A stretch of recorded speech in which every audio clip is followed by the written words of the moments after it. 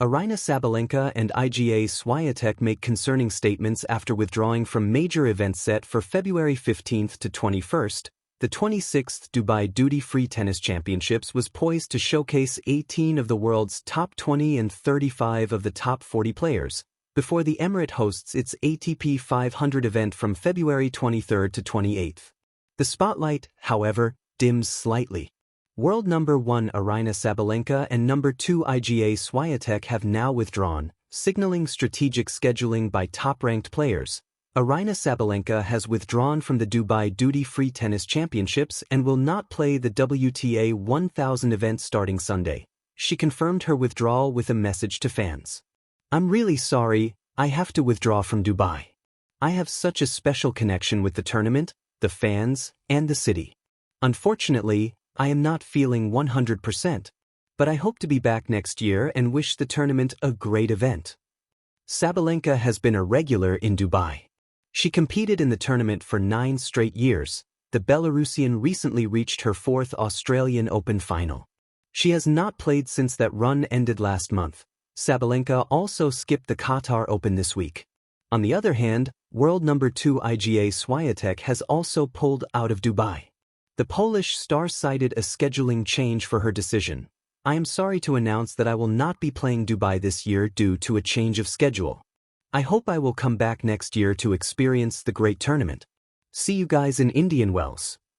Swiatek was the Dubai runner-up in 2023. The tournament organizers also reacted to the news.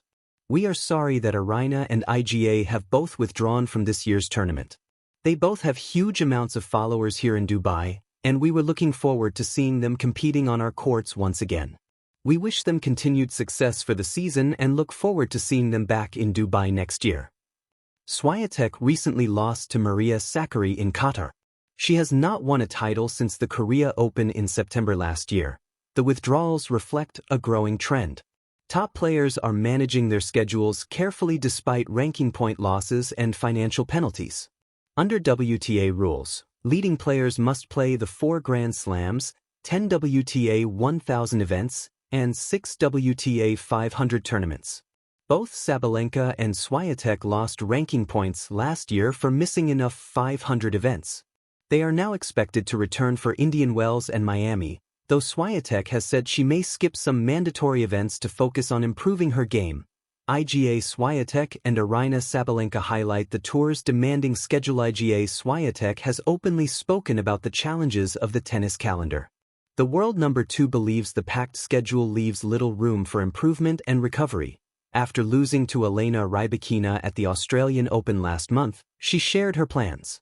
She said she would for sure skip some mandatory 1000 events this year. "Last year I had trouble with making this kind of decision, but this year I'm trying to change my approach," Swiatek said in a news conference. "So I think, for sure, we'll skip some 1000 tournaments." The Polish star has long criticized the WTA calendar. She believes the number of mandatory events is too high for elite players. During the China Open last September, she described the situation strongly. "That day, 5 matches ended in mid-match retirements.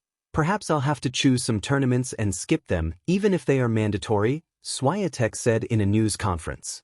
"The WTA has made this a madness with all these mandatory rules. It's impossible to fit everything in the calendar. I don't think any elite player can manage it."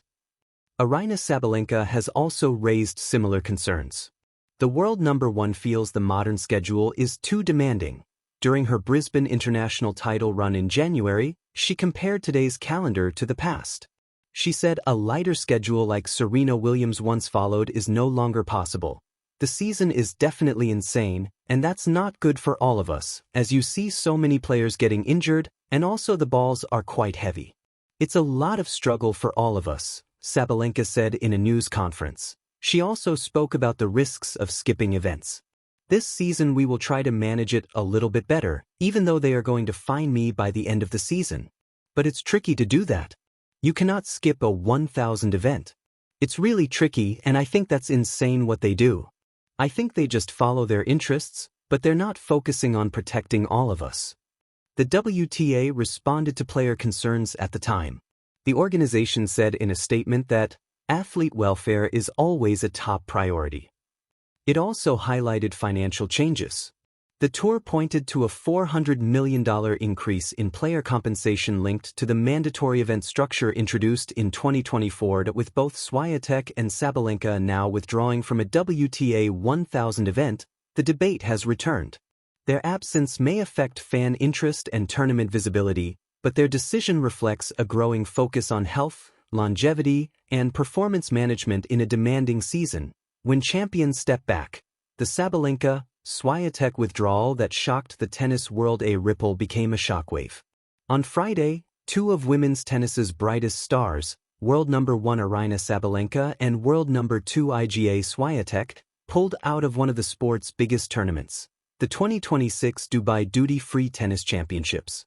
The simultaneous withdrawal of the top two players sent fans, journalists, pundits, and fellow competitors reeling. It wasn't just them skipping a tournament. It was how they left, what they hinted at, and what this signifies in a sport struggling between tradition and the modern physical realities of elite competition. Dubai 2026, a tournament without its titans almost overnight, the tennis calendar lost two of its brightest stars. Sabalenka and Swiatek were slated to headline the WTA 1000 event in Dubai, an elite tournament that draws the world's best.